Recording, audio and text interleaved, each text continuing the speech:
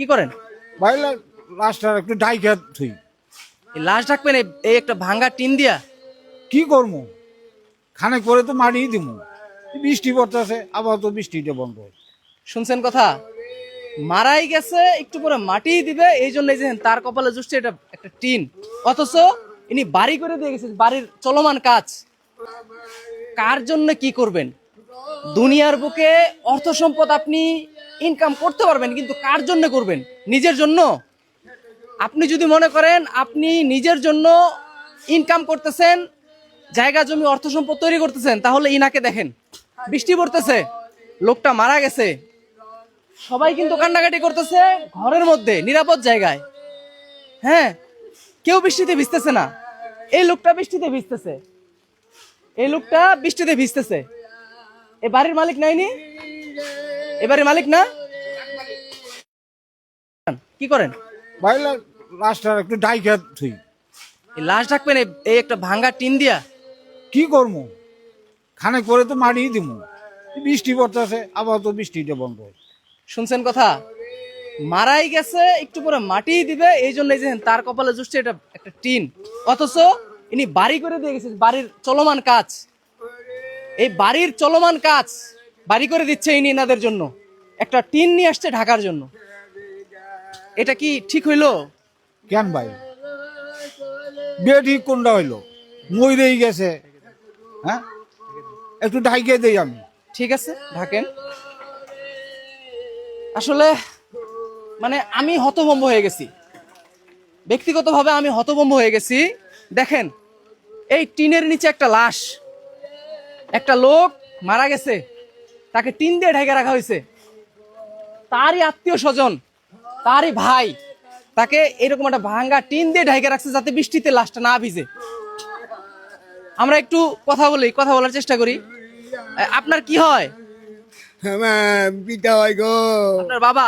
হ্যাঁ, আপনি যে মারা গেল, আপনারা তো সবাই ঘরের মধ্যে আছেন, লাশটা ভিজাচ্ছেন, ওই যে একটা টিন দিয়ে ঢাকলো। এখন কি করে যাবো বৃষ্টির দিন, আমি কি করবো এখন?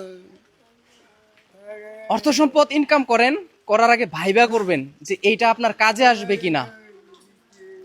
দান সৎকা করা, গরিব মানুষের পাশে দাঁড়ানো, নিজের উপার্জন থেকে অসহায় মানুষকে দেওয়া, এই কাজগুলো খুব করবেন, এইগুলাই সাথে যাবে।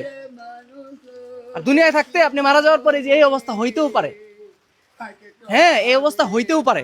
দেখছেন না, এই যে একটা মানুষ নিঃশ্বাস চলে গেছে, উনি টিনের নিচে।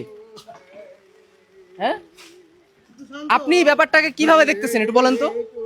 আসলে খুব মর্মাহত একটা বিষয়।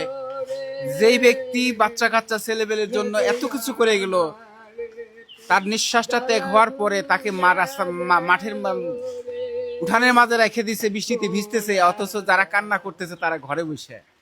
এটা কি ঠিক? আমার মনে হয় এটা ঠিক নয়। কার জন্য কি করবে? আসলে পৃথিবীটা এরকমই।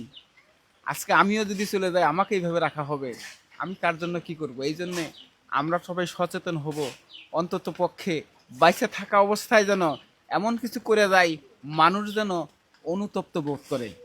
আপনার বয়সে আপনি দেখছেন কখনো এরকম কাজ? না, এরকম চোখে পড়ে নাই আমার। এই যে বৃষ্টিটা আইছে, এইভাবে ভিজে মানে বাইরে ফালাই রাখছে, মরা লাশ বলে ঘরেও নেওয়া যায় না। তাহলে দেখেন, এত কিছু করার পরেও তার ঘরে সে শুইতে পারতেছে না, এরকম অবস্থা হয়ে গেছে গা। আমিও দেখি না, জীবনেও না এরকম কাজ কোথাও দেখি নাই। এবার নতুন নতুন জীবন দেখলাম।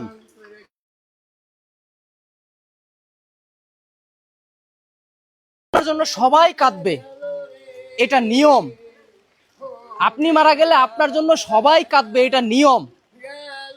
কিন্তু এমন কিছু করবেন না যার জন্য মারা যাওয়ার পরে আপনার এই অবস্থা হয়।